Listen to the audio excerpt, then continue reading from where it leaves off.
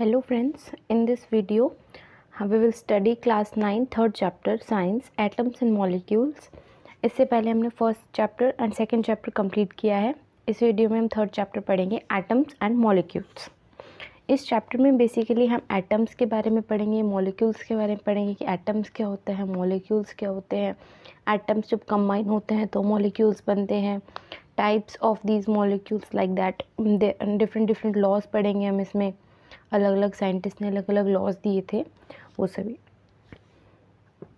यहाँ पे एनसीईआरटी में दिया हुआ है कि एक साइंटिस्ट थे महर्षि कनर, एक इंडियन फिलोसोफर्स थे, इंडियन की फिलोसोफर। ओके, इन्होंने बताया कि हम एक चीज़ को जब तोड़ते हैं तो छोटे छोटे पार्टिकल्स में वो टूट जाता है और उन छोटे छोटे पार्टिकल्स को अणु और परमाणु कहते हैं। And these are known as अणु इज़ एटम एंड परमाणु इज़ मॉलिक्यूल। एक और इंडियन फिलोसोफर थे पकुधाकत्य। इन्होंने क्या बताया था that these particles normally exist in a combined form which gives us various forms of matter.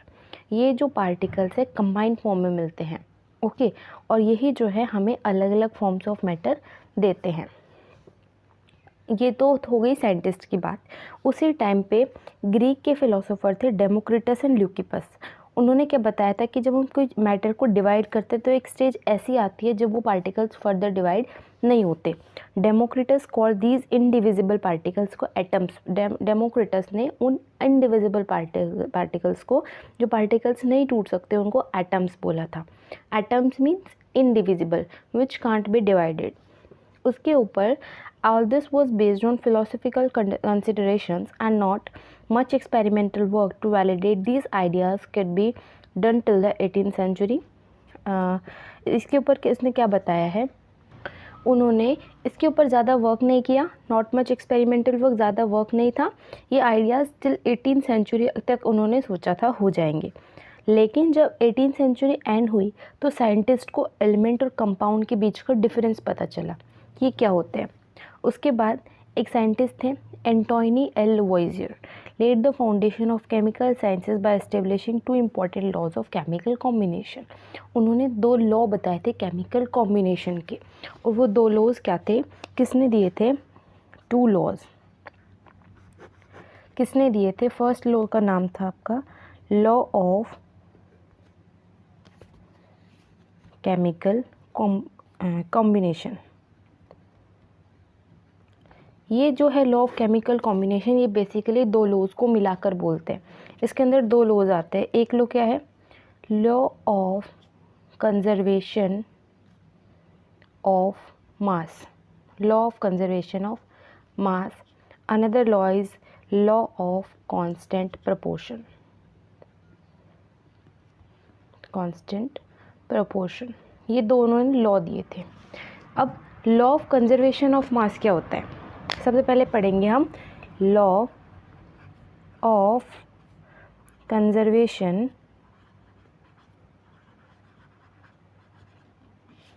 Of mass. ये लॉ क्या होता है, इस लॉ में बेसिकली क्या बताया गया है, कोई भी रिएक्शन होती है जैसे कि मान लो H2 + O2 form 2H2O, for balancing we will put 2 hair.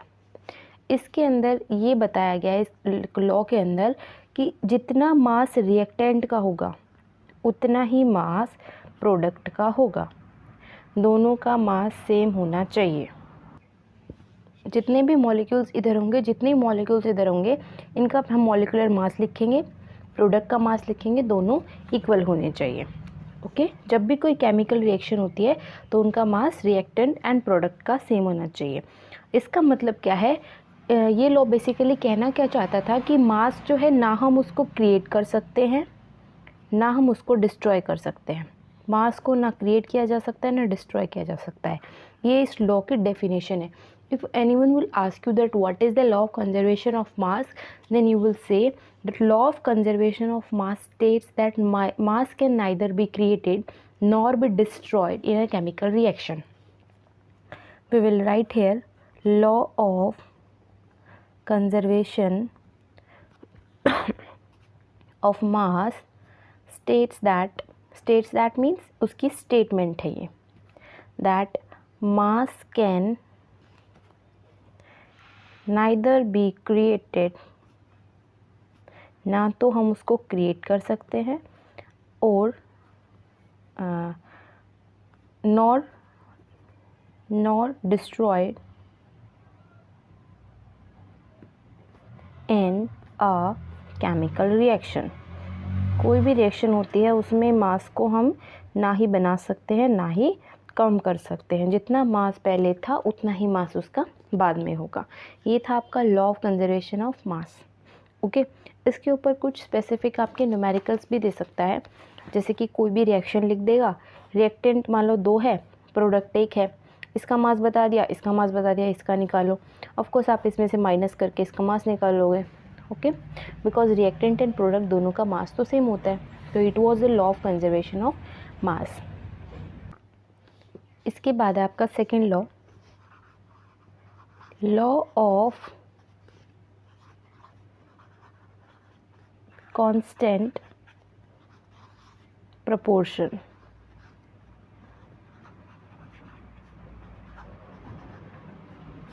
इस लॉ में क्या है, इस लॉ की सबसे पहले हम स्टेटमेंट लिखेंगे। This law was stated by Proust. किसने दिया था ये लॉ? प्रोस्ट ने दिया था। कैसे दिया था? As in a chemical substance, किसी भी केमिकल सब्सटेंस के अंदर द एलिमेंट्स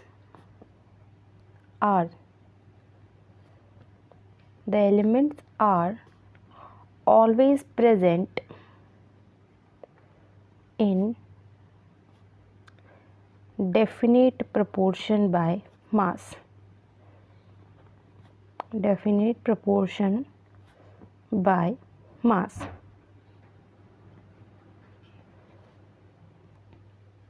किसी भी केमिकल सब्सटेंस में जो एलिमेंट होता है वो एक मास के फिक्स प्रोपोर्शन में प्रेजेंट होंगे। ओके, जैसे कि वाटर के अंदर हाइड्रोजन और ऑक्सीजन 1:8 में प्रेजेंट होते हैं। ओके, 1:8 में प्रेजेंट होते हैं, बिकॉज हाइड्रोजन का मास 1 होता है एंड ऑक्सीजन का जो एटॉमिक नंबर होता है वो 8 होता है। अगर 1 ग्राम हाइड्रोजन यूज़ हुआ है तो 8 ग्राम ऑक्सीजन यूज़ होगा। ओके, 1 ग्राम अगर हाइड्रोजन यूज़ हुआ है तो 8 ग्राम ऑक्सीजन यूज़ होगा। सो अगर जो आप 2 ग्राम हाइड्रोजन लोगे तो ऑक्सीजन कितना आ जाएगा? 16 ग्राम। ऐसे नहीं है कि आप ये 2 कर दो तो ये 8 ही रहेगा, 4 कर दो ये 8 ही रहेगा, नहीं, ये भी उसके अकॉर्डिंग बाय मास हमें एक कांस्टेंट, एक फिक्स रेशियो होता है जो हमेशा उसी के अकॉर्डिंग चलता है। जैसे कि अमोनिया के अंदर NH3 के अंदर जो ये रेशियो आता है ये 14:3 का आता है। 3 यहाँ पे हाइड्रोजन है तो ये 3 का आ जाएगा, नाइट्रोजन है वो 14 की रेशियो में आ जाएगा। मीन्स अगर 14 ग्राम आप नाइट्रोजन ले रहे हो तो हाइड्रोजन इसके लिए आपको 3 ग्राम लेना पड़ेगा। अगर ये आपको 28 ग्राम लेना है तो 6 gram of hydrogen you have to take. So ये 2 एग्जाम्पल जो हैं वो NCERT में थे। ये जो NCERT में एग्जाम्पल है वाटर का एंड अमोनिया का।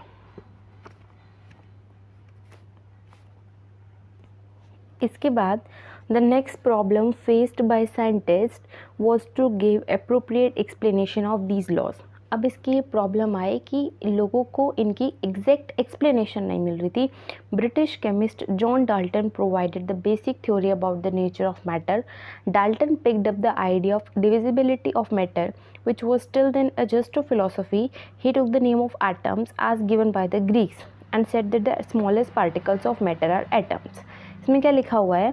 डाल्टन ने आइडिया ऑफ डिविजिबिलिटी को बताया, लेकिन बाद में सिर्फ इसको एक फ़िलॉसफी बोल के हटा दिया गया कि ये सिर्फ एक फ़िलॉसफी है, इसका कोई रियल मतलब नहीं है। लेकिन डाल्टन ने उनका नाम क्या दिया? एटम दिया।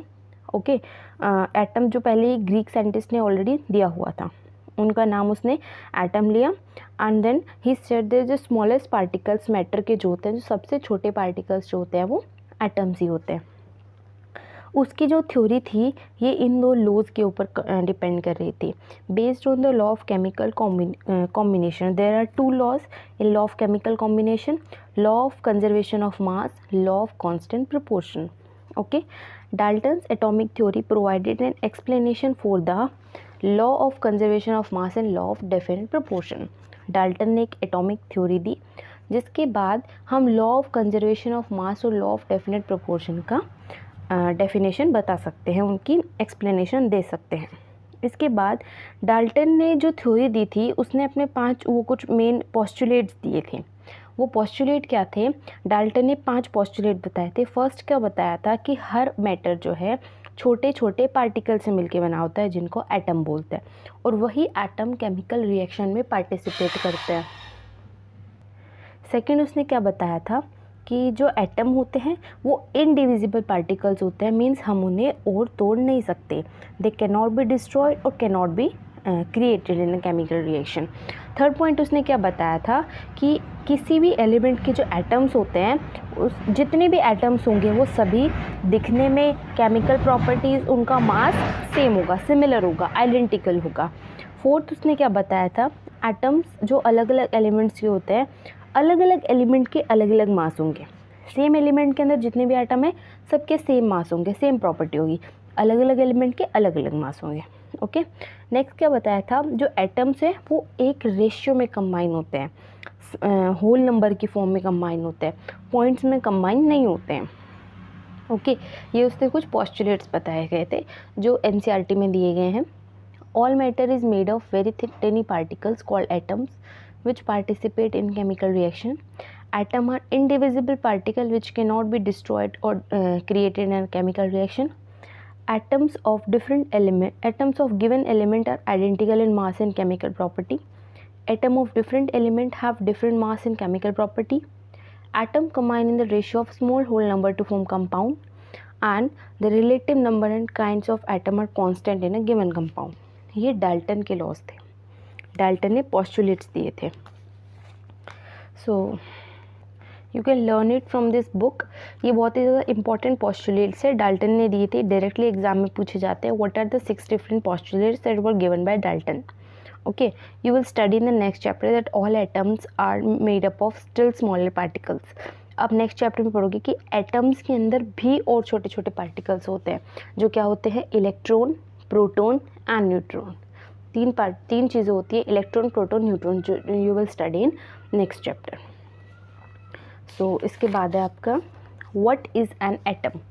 एटम क्या होता है?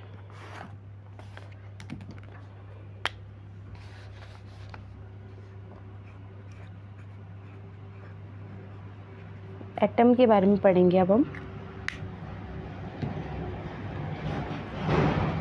एटम मीन्स कोई भी चीज़, बड़ी चीज़ बनाने के लिए जो छोटे छोटे पार्टिकल्स की नीड होती है उनको बोलते हैं एटम। ओके, जैसे कि कोई बिल्डिंग बनाने के लिए ब्रिक्स की नीड होती है, ब्रिक। ओके, बहुत बड़ी बिल्डिंग बनाने के लिए छोटी छोटी जो ब्रिक्स होती है वो एज ए एटम काम करती है। सिमिलरली जो एटम्स होते हैं, atoms are the building blocks of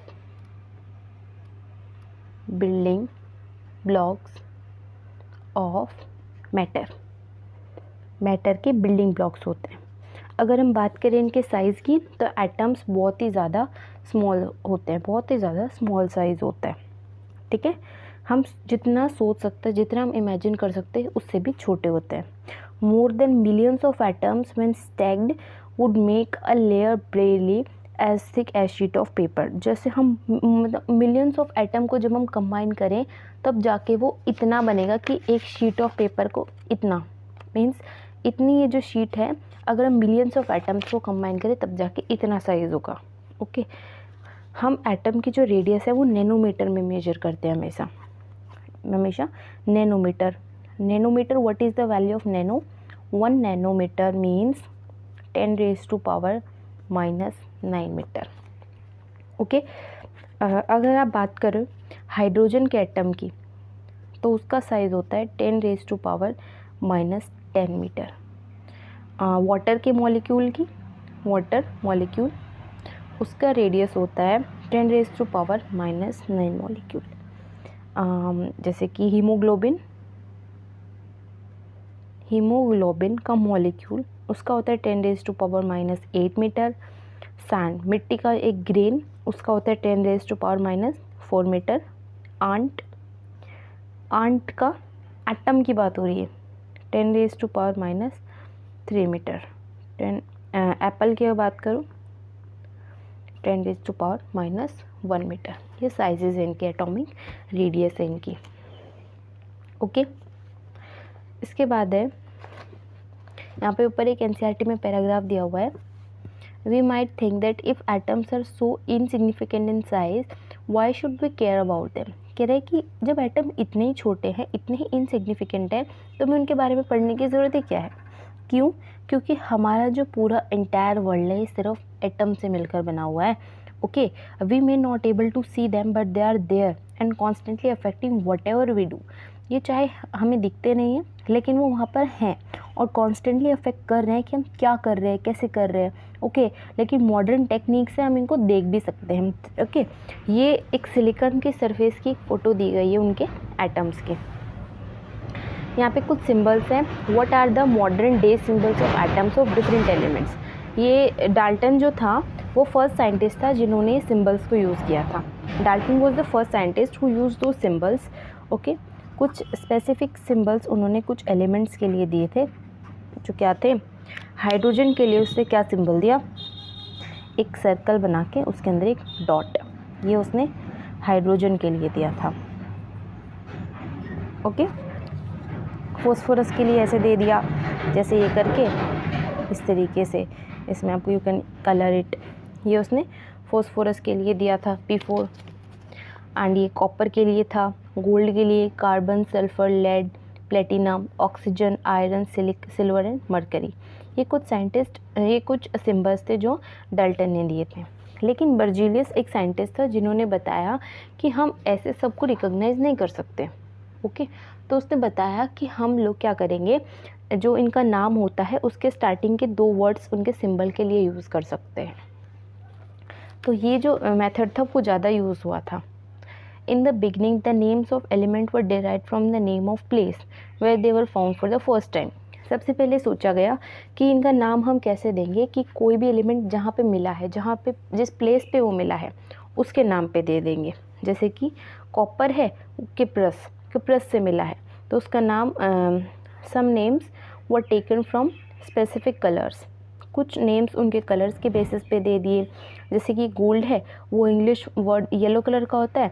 आजकल IUPAC नेम देने लग गए हैं। IUPAC नेम मीन्स कुछ स्पेशल नेम देने लगे हैं। IUPAC की फुल फॉर्म है international union of pure and applied chemistry. It is a very important full form. एक इंटरनेशनल साइंटिफिक ऑर्गेनाइजेशन है जो एलिमेंट, सिंबल और यूनिट्स का नाम देती है। और वो कैसे देती है, मेनली क्या करती है, फर्स्ट ईयर 2 लेटर लेती है एलिमेंट के नेम का। फर्स्ट लेटर सिंबल का हमेशा कैपिटल लेटर में लिखा जाता है, सेकंड लेटर हमेशा स्मॉल लेटर में लिखा जाता है। जो फर्स्ट लेटर होता है उसको आप बोलते हो अपर केस, क्या बोलेंगे, अपर केस। जो सेकंड लेटर होता है उसको बोलेंगे lower case, we will say it lower case. जैसे कि हाइड्रोजन के अंदर इसका फर्स्ट वर्ड H लिया, एल्यूमिनियम के अंदर AL लिखेंगे, नॉट AL। दूसरा वर्ड कभी भी कैपिटल नहीं लिखेंगे। कोबाल्ट का CO लिखेंगे। अगर हम इस तरीके से लिख देंगे, O भी बड़ा लिख देंगे, तो ये फार्मूला चेंज हो जाएगा, कोबाल्ट का नहीं बचेगा, फिर ये कार्बन मोनोऑक्साइड का फार्मूला बन जाएगा। ओके, इसके बाद क्या है, symbols of some element are formed from the first letter of the name and the letter appearing letter in the name. कुछ चीज़ें ऐसी हैं जिनका सिंबल कैसे बना, कोई भी चीज़ है उसका फर्स्ट लेटर ले लिया और फिर कोई बीच का लेटर ले लिया। जैसे कि क्लोरीन है, C लिया एंड देन L लिया, जिंक के अंदर Z लिया एंड देन N लिया। कुछ साइंटिस्ट ऐसे थे जिन्होंने बताया कि हम इनका लैटिन या ग्रीक या फिर जर्मन नेम से इनके सिंबल बना सकते हैं। जैसे कि आयरन का सिंबल IR नहीं होता, आयरन का जो नेम है वो लैटिन नेम उसका फेरम होता है। आयरन का लैटिन नेम फेरम होता है, FERRUM। यहाँ से आयरन का सिंबल आया FE। ओके, ऐसे ही सोडियम जो होता है उसका लैटिन नेम नेट्रियम होता है, नेट्रियम। यहाँ से इसका सिंबल आया Na। ऐसे जो पोटेशियम होता है, पोटेशियम का साइंटिफिक नेम केलियम होता है, केलियम, यहाँ से उसका सिंबल आया के। K is the symbol of potassium, Na is the symbol of sodium and Fe is the symbol of iron। ये इनका यूनिक नेम दिया गया। ओके, यहाँ पे एक टेबल दी हुई है जहाँ पे नेमली सिम्बल्स दिए हुए। एल्यूमिनियम का सिंबल Al होता है, आर्गन का Ar। इस तरीके से आप अलग अलग सिम्बल्स इसमें याद कर सकते हैं। इसके बाद आपका एटॉमिक मास है। एटॉमिक मास क्या होता है? नेक्स्ट टॉपिक है हमारा एटॉमिक मास। एटॉमिक मास, यहाँ पे भी डाल्टन साइंटिस्ट थे, डाल्टन, जिन्होंने क्या बताया था कि हर एक एलिमेंट का अपना अलग अलग मास होता है। Every element, each element has its specific atomic mass, उसका अपना अलग एटॉमिक मास होता है। Okay, according to him each element had a characteristic atomic mass, अपना अलग मास होगा। थ्योरी कुड बी, और ये जो थ्योरी है लॉ ऑफ कांस्टेंट प्रोपोर्शन को भी एक्सप्लेन करती है। ओके, यहाँ पे नथिंग इज़ इम्पॉर्टेंट। यहाँ पे एक एग्जांपल ले सकते हैं कार्बन मोनोऑक्साइड का। कार्बन मोनोऑक्साइड का मास इसने कैलकुलेट मतलब बताया गया कैसे था। ये कैसे बताया कि 3 gram of carbon combine with 4 gram of oxygen to form CO। एक CO का मॉलिक्यूल बनाने के लिए 3 ग्राम तो आपका कार्बन लगता है एंड 4 ग्राम आपका ऑक्सीजन लगता है। Means carbon compound with 4/3 time of its mass of oxygen. मतलब कार्बन मोनोऑक्साइड का एग्जांपल है, कार्बन अगर 3 ग्राम चाहिए तो ऑक्सीजन 4 ग्राम चाहिए। ओके, कार्बन अगर 3 ग्राम चाहिए तो ऑक्सीजन 4 ग्राम चाहिए। मीन्स कार्बन का एक मॉलिक्यूल कितने टाइम्स कार्बन का, अगर हम कार्बन को 1 लेंगे, जैसे 3 ग्राम ऑफ कार्बन के साथ 1 ग्राम ऑक्सीजन है, तो 1 ग्राम कार्बन के 4 यहाँ पे 1 ग्राम कार्बन के साथ 4/3 हो जाएगा। तो oxygen 4/3 times carbon is 4/3 times of oxygen, 4/3 times its mass of oxygen. Okay, इसके पीछे एक एटॉमिक मास यूनिट लगती है, उसको बोलते हैं AMU। ठीक है, लेकिन IPAC के नेम के बाद इसको सिर्फ U लिखने लग गए, इसको म्यू बोलते हैं, म्यू, MEU, इसकी प्रोनाउंसिएशन म्यू की तरह बोलते हैं, इसको ऐसे लिखते हैं। Okay, then we would assign carbon an atomic mass of 1 mu. Carbon का फिर atomic mass 1 mu and oxygen का एटॉमिक मास 1.33 म्यू। 4/3 को डिवाइड किया, 1/1.33 mu. However, it is more convenient to have these numbers as whole numbers। हम इनको अगर whole number की तरह पढ़ें तो ज़्यादा इजीली होगा हमारे लिए पढ़ना, है ना। While searching for various atomic mass, and scientists initially took 1/16 of mass of an atom of naturally occurring oxygen as the unit। Oxygen का मास बताया गया है यहाँ पे। ऑक्सीजन का मास वैसे मेनली होता है 16 AMU, लेकिन यहाँ पे अगर एटॉमिक मास ले रहे तो 1/16। Okay, oxygen reacted with large number of element and form compound. Oxygen जो बहुत ज़्यादा एलिमेंट के साथ रिएक्ट करता है और कंपाउंड बनाता है। एटॉमिक मास यूनिट के masses of most of the element as whole number, mainly whole number में दिया जाता है। ओके, 1961 में universally accepted atomic mass unit, 1961 में इसको एक्सेप्ट किया गया। C12 आइसोटोप को एक रेफरेंस चूज़ किया गया कि हम उसके बेसिस पे दूसरे का मास कैलकुलेट करेंगे। C12, इसको आप आगे 1/12 लिखोगे। 1 atomic mass unit is a mass unit equal to exactly 1/12 of mass of an atom of carbon 12।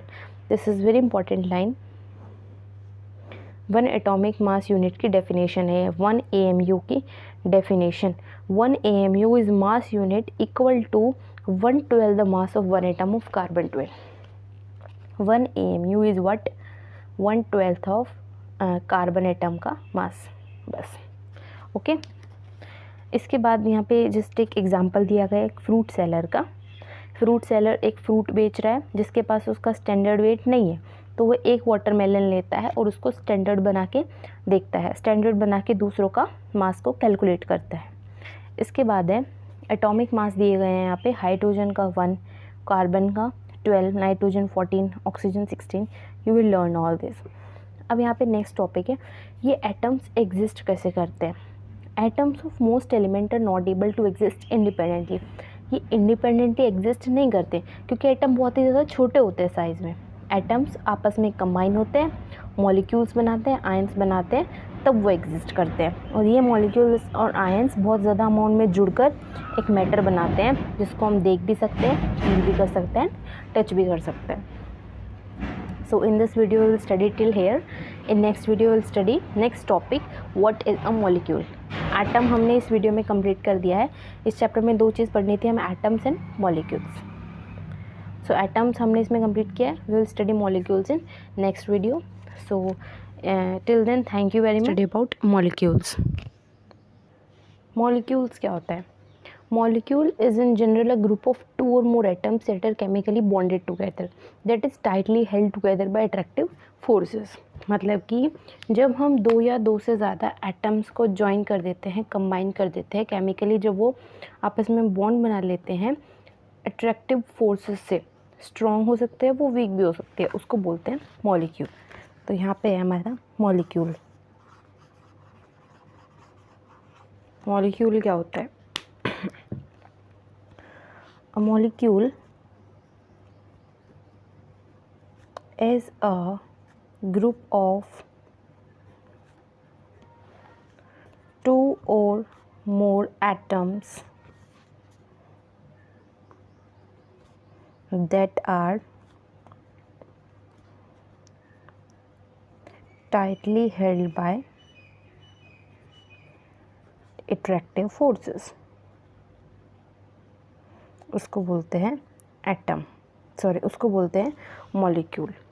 Molecule जो होता है वो एक एलिमेंट का सबसे छोटा पार्टिकल होता है, ठीक है। Molecule can be defined as the smallest particle of an element. इसको आप स्मॉलेस्ट पार्टिकल ऑफ एलिमेंट भी बोल सकते हो, smallest particle of an element, okay. इसके बाद है आपका मॉलिक्यूल्स ऑफ एलिमेंट्स। एलिमेंट्स के मॉलिक्यूल क्या होते हैं, ठीक है। The molecules of an element are constituted by same type of atoms. जब same type of atoms combine होंगे तो क्या बनेगा? हमारा एलिमेंट बनेगा, ठीक है। आर्गन हो गया, हीलियम हो गया, इनके जो मॉलिक्यूल्स होते हैं वो एक ही टाइप के एटम्स बने हुए होते हैं, ठीक है। तो यहाँ पे हम लिखेंगे molecules of an element are made of same type of atoms. आप इसमें एग्जांपल दे सकते हो, जैसे कि आर्गन, हीलियम, आपके एनसीईआरटी में तो एग्जांपल दिए हुए हैं, ओके। इसके बाद है this is not the case with most of the non metals. Non metals में ऐसा नहीं होता। जैसे कि ऑक्सीजन हो गया, इसके अंदर 2 एटम्स किसके होते हैं? ऑक्सीजन के होते हैं। इसको डायएटमिक मॉलिक्यूल भी बोलते हैं, ठीक है। अगर जो 3 एटम्स ऑक्सीजन के कंबाइन हो जाए तो O3 बन जाएगा, उसको ओजोन बोलते हैं, ठीक है। इसके अंदर 2 एटम्स लगे, इसके अंदर 3 एटम्स लगे, तो जितने एटम्स किसी मॉलिक्यूल को बनाने में लगते हैं उसको उसकी एटॉमिसिटी बोलते हैं। Atomicity is an important term. What is an atomicity? Atomicity क्या होता है? जितने भी एटम्स लगते हैं कोई भी मॉलिक्यूल बनाने के लिए, इसमें लिखेंगे the number of atoms constituting a molecule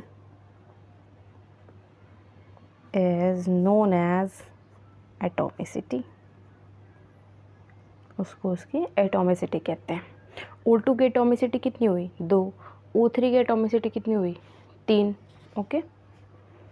so metals and some other elements such as carbon do not have a simple structure but consist of very large and indefinite number of atoms bonded together. ऐसे कुछ metals और कुछ elements जिनके अंदर carbon होता है उसकी structure simple नहीं होती है, उसके अंदर बहुत ही ज़्यादा लार्ज नंबर में एटम्स आपस में जुड़े हुए होते हैं, ठीक है। तो यहाँ पे कुछ नॉन मेटल्स की एटॉमिसिटी दी गई है।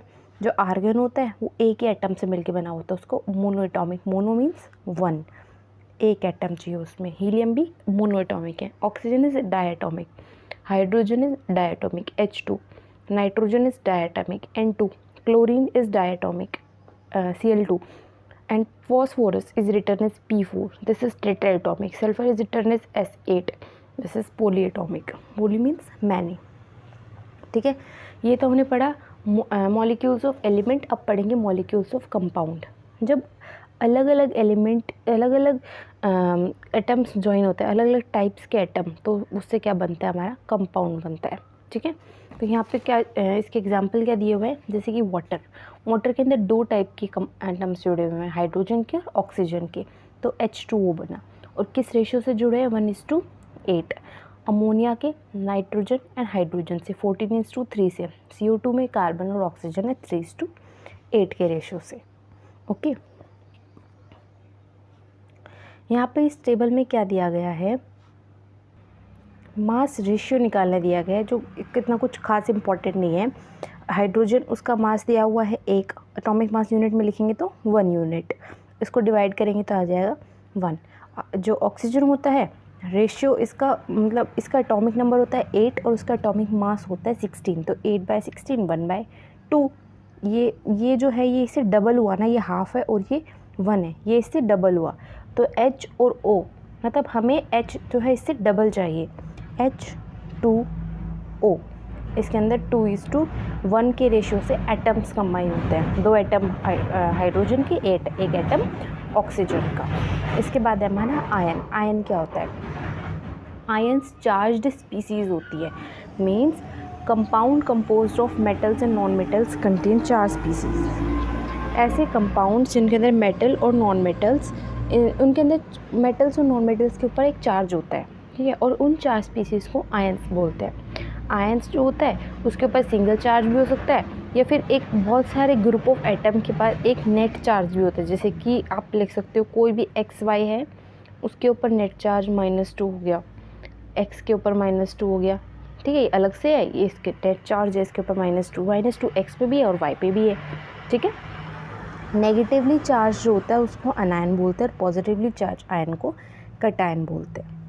NaCl का एग्जांपल दिया गया है, NaCl, इसके अंदर 2 आयन है, एक Na और एक Cl। Na के ऊपर पॉजिटिव चार्ज होता है, Cl के ऊपर नेगेटिव चार्ज होता है, जब वो आपस में अट्रैक्ट करते तो NaCl बनता है। ठीक है, तो यहाँ पे है हमारा ion.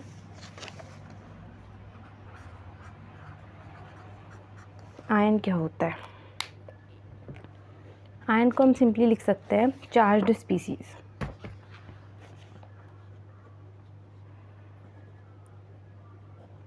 Charged species of metals and non metals, ठीक है, उसको बोलते हैं आयंस।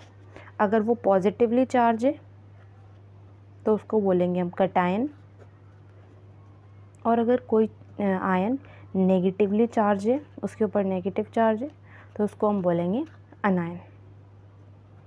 ओके, ये आपका आयन था। इसके बाद है group of atoms carrying a charge is known as polyatomic ion. अगर बहुत सारे एटम एक ही चार्ज कैरी करते हैं तो उसको बोलेंगे पॉलीएटॉमिक आयन। ठीक है, यहाँ पे कुछ आयनिक कंपाउंड दिए गए हैं। कैल्शियम ऑक्साइड, इसके अंदर 2 चीज़ें मिलकर बनी थी, कैल्शियम और ऑक्सीजन। इसका फॉर्मूला होता है CaO। ठीक है, मैग्नीशियम सल्फाइड, सोडियम क्लोराइड, ये 2 एग्जांपल और हैं जो मैग्नीशियम सल्फर से बने हैं, सोडियम और क्लोरीन से बने हैं और इस रेशियो में बने हैं। सोडियम का जो एटॉमिक मास होता है 23 होता है, क्लोरीन का 35.5 होता है, तो इस रेशियो में बने हैं। ओके, इसके बाद है केमिकल फार्मूले कैसे लिखे जाते हैं। केमिकल फार्मूला जो है वो उसकी कॉम्पोजिशन की, इसके अंदर क्या क्या है उसकी एक सिंबॉलिक रिप्रेजेंटेशन होती है, सिंबल से लिखे जाते हैं, बहुत ईजी होते हैं, हमें इसके लिए सिर्फ प्रैक्टिस करनी होती है। Okay, the combining power of an element is known as its valency. Valency is very important. Combining power कि वो कैसे कंबाइन हो पा रहा है, वो उसकी वैलेंसी को देख के ही हम फॉर्मूले बनाते हैं। Valency can be used to find out how the atoms of another element to form a chemical compound. Valency जो है हम उसको यूज़ करते हैं कि कैसे कोई किसी एलिमेंट के एटम दूसरे के साथ जुड़ेंगे एक केमिकल कंपाउंड बनाने के लिए, कैसे जुड़ेंगे. Okay, the valency of the atom of an element can be thought as of as hands and arms of that atoms. Valency जो है किसी भी एलिमेंट के एटम की उसके हैंड्स और आर्म्स बोल सकते हो, मीन्स बहुत ही ज़्यादा इम्पॉर्टेंट होती है. ह्यूमन बींग्स के पास 2 आर्म्स होती है और ऑक्टोपस के पास 8 होती है. अगर एक ऑक्टोपस को कुछ लोगों को पकड़ना पड़े, ठीक है, और सो दैट उसकी 8 की 8 आर्म्स लॉक हो जाए, तो कितने ह्यूमन बींग्स को पकड़ पाएगी वो? ऑफ कोर्स सारे को पकड़ लेगी, सारों से पकड़ लेगी, 8 ह्यूमन बींग्स को पकड़ पाएगी. ठीक है,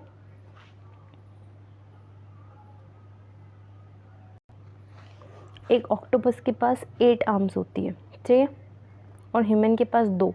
ये पूछ रहा है कि ऐसे कैसे इन दोनों में ऐसे हम बॉन्ड बना पाए ताकि ह्यूमन ऑक्टोपस की 8 की 8 आर्म्स लॉक हो जाए और ह्यूमन बींग्स की भी सारी आर्म्स लॉक हो जाए. तो ऑफ कोर्स इसके पास जो एक है ना वो इन 2 से पकड़ी जाएगी. ठीक है, एक इंसान इन 2 को पकड़ेगा, एक हाथ से एक हाथ से. ठीक है, मीन्स टोटल 4 ह्यूमन बींग्स जो है ऑक्टोपस की 8 आर्म्स को टोटली मैनेज कर पाएंगे. तो ऑक्टोपस की 1, ह्यूमन बींग्स 4, तो OH4 इसका एक सिंपली फॉर्मूला बन गया. ठीक है, यहाँ पे एक कुछ रूल्स दिए गए हैं. फॉर्मूले लिखते कैसे, फॉर्मूले कैसे लिखते हैं? आयंस के ऊपर सबसे पहले वैलेंसी और चार्ज लिखना चाहिए. ठीक है, कोई भी कंपाउंड के अंदर अगर मेटल है या नॉन मेटल है तो उसका सिंबल हमें मेटल है तो पहले लिखना है. ठीक है, जैसे कि कैल्शियम ऑक्साइड, कैल्शियम इसमें मेटल है और ऑक्सीजन इसमें नॉन मेटल है, तो कैल्शियम को हम पहले लिखेंगे. सोडियम क्लोराइड में sodium is metal and chlorine is non metal, तो sodium we will write firstly. Okay, तो हम इसमें मेटल को फर्स्ट आगे लिखेंगे. ठीक है, ऐसे कंपाउंड जिनके अंदर बहुत ज़्यादा एटम्स है तो उनके अंदर जितने आयंस प्रेजेंट है उसको हम एक ब्रैकेट में लिखेंगे. ठीक है, MgOH2 जैसे कि हाइड्रोक्साइड के ऐसे अंदर 2 आयन है तो इसको बाहर ऐसे ब्रैकेट के बाहर 2 लिखेंगे. ठीक है, यहाँ पे कुछ सिंपल कंपाउंड्स के फॉर्मूले दिए गए हैं. इन फॉर्मूलों को लिखते कैसे हैं? ये बहुत ही ईजी होता है. राइटिंग केमिकल फॉर्मूले,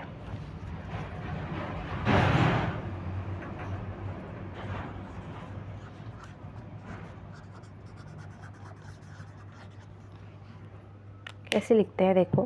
जैसे कि हमें इस NCERT में भी सबसे पहले HCl का एग्जांपल दिया गया है. HCl का फॉर्मूला कैसे लिखेंगे हम? देखो, HCl हमें पता है एक इसमें हाइड्रोजन चाहिए, इसके लिए हमें क्लोरीन चाहिए. ठीक है, हाइड्रोजन और क्लोरीन चाहिए. सो अब हम क्या लिखेंगे? हाइड्रोजन के ऊपर चार्ज वैलेंसी, हमें इनकी वैलेंसी याद करनी होगी. और वैलेंसी आप कैसे याद करोगे? इलेक्ट्रॉनिक कन्फिग्रेशन से याद करनी होती है, जो आपने पहले पढ़ा होगा. Still I will tell you that how to learn the valency. Chlorine है, हाइड्रोजन की तो बहुत ईजी है. क्लोरीन जैसे कि इसका एटॉमिक नंबर होता है 17, तो हर एक एटम के बाहर शेल्स होती है कि जो नेक्स्ट चैप्टर में KLMN ऐसे शेल्स होती है, KLMN ऐसे. तो क्लोरीन के अंदर 17 है, 17 ही इसके अंदर इलेक्ट्रॉन्स होंगे फिर. ठीक है, 17 ही इसके अंदर इलेक्ट्रॉन्स होंगे. हमें 17 इनके अंदर फिल करने हैं. फर्स्ट शेल के अंदर आप ज़्यादा से ज़्यादा 2 भर सकते हो, उसके बाद आप 8 8 8 ऐसे करके. इसके अंदर 8 है, इसके अंदर 7 है, हो गए ना टोटल 17. 8 × 10 प्लस 17 इलेक्ट्रॉन्स यहाँ पे फिल हो गए. अभी देखो हमें क्या करना होता है, लास्ट जो शेल होती है ना उसके अंदर हमें 8 इलेक्ट्रॉन्स करने ही होते हैं. 8 इलेक्ट्रॉन हमें चाहिए ही चाहिए सो दैट उसका ऑक्टेट पूरा हो सके. इसके अंदर हमें 8 करने हैं, तो क्या इजी होगा हमारे लिए? या तो इसके अंदर से 7 के 7 निकाल दो, ये 8 बच जाएंगे, तो हो गई ना, वो फिक्स हो गई, स्टेबल हो गया. या फिर इसके अंदर आप 1 ऐड कर दो. ठीक है, 1 प्लस कर दिया, तो ये हमारे लिए ज़्यादा ईजी होगा क्योंकि इसके अंदर ज़्यादा एनर्जी चाहिए. ठीक है, 1 हमने इसके अंदर ऐड किया तो उसको बोलते हैं -1 चार्ज. ठीक है, और अगर हम 1 उसमें से निकाल रहे हैं उसको बोलेंगे हम +1 चार्ज. अब देखिए सोडियम का कैसे होता है. सोडियम का एटॉमिक नंबर होता है 11. उसके अंदर आप फिल करोगे तो होगा 2 8 एंड 1. इसके अंदर आपको 1 निकालना ज़्यादा ईजी है, 7 ऐड करना ज़्यादा ईजी है. साथ ऐड करना बहुत हार्ड है क्योंकि बहुत ज़्यादा एनर्जी चाहिए। एक निकाल दो, उससे अच्छा एक निकाला मीन्स 1 पॉजिटिव चार्ज, ठीक है। हाइड्रोजन जो है इसका एटॉमिक नंबर एक ही होता है, तो KLMN एक इधर भरा, ठीक है। अब देखो इसके लिए तो एक लेना भी बहुत ईजी है, एक देना भी बहुत ईजी है, तो इसका चार्ज 1 ही माना जाता है, -1 दिया जाता है मेनली हाइड्रोजन का आयन, ठीक है। सॉरी, पॉजिटिव माना जाता है हाइड्रोजन का आयन। एक इसके अंदर से हम निकाल देंगे, ठीक है, ये चला जाएगा तो H पॉजिटिव बन जाएगा ये, तो यहाँ पे है H positive and Cl negative. तो देखो हमें H की वैलेंसी पता चल गई 1 है, Cl की वैलेंसी पता चल गई 1 है। चार्ज मैटर नहीं करता फॉर्मूले लिखने के लिए, चार्ज कुछ भी हो, H लिखा इधर, Cl लिखा, H के नीचे H का एटॉमिक वैलेंसी लिखो, Cl के नीचे Cl की वैलेंसी। अब करेंगे हम क्रॉस मल्टीप्लाई, H को इससे Cl को इससे, H का H लिख दिया 1 है इधर, Cl का इधर 2 लिख दिया। अगर इधर 2 होता तो हम इधर 2 लिखते H के नीचे इधर, ठीक है, लेकिन इधर 1 है तो हम HCl लिख देंगे, ठीक है। ऐसे ही हाइड्रोजन सल्फाइड का फॉर्मूला है, हाइड्रोजन सल्फाइड,